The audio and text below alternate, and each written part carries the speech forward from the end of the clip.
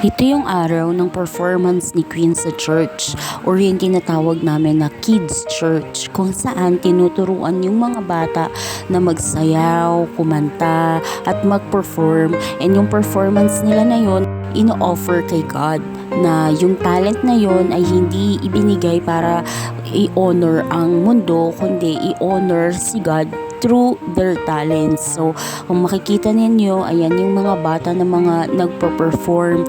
Nakakatuwa nga kasi si Queen yung nasa gitna at siya yung napili na ilagay dyan sa gitna. Ayan, so kitang-kita siya sa camera kung paano niya ino-offer yung kanyang talent kay Jesus Christ. Ayan, so nakakatuwa yung ganitong mga performance. So after nga nung ganitong sayaw, ayan, tinuturo sa mga bata, may lecture din siya kung papaano ginagamit yung talent yan. So binigyan niya ang bawat tao ng talent.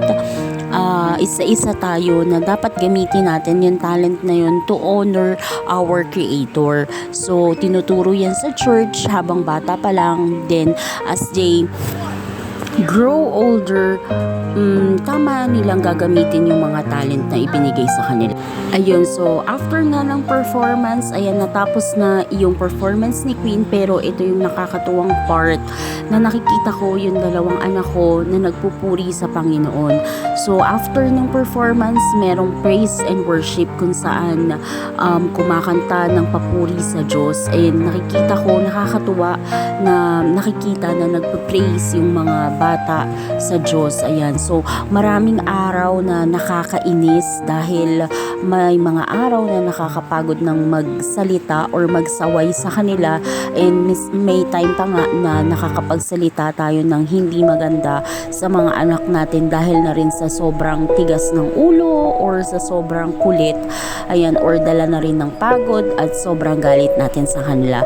Pero may mga araw talaga na ipapakita sa iyo ng Diyos kung ano ba talaga yung nagawa or naituro natin sa kanila, dahil sila talaga yung refleksyon ng kung anong klaseng tao or kung anong klaseng magulang tayo, kasi hindi naman 24/7 makikita natin yung galaw ng mga anak natin, pero the near fact na isinurrender natin sila sa Panginoon, dun lang tayo may assurance at peace na iba ang guidance ng Diyos kesa sa atin. So kung hindi natin sila kasama 24/7, ayan, si Lord is kaya silang bantayan higit pa sa 24/7. So, mas lalo tayong mapapanatag bilang magulang na yung mga anak natin ay nasa mabuting kalagayan, dahil nga ang Diyos ang may gawa at ang Diyos din ang may control at may guidance sa kanila. So, nakakatuwa na kahit papano, they know how to praise God. Ayan.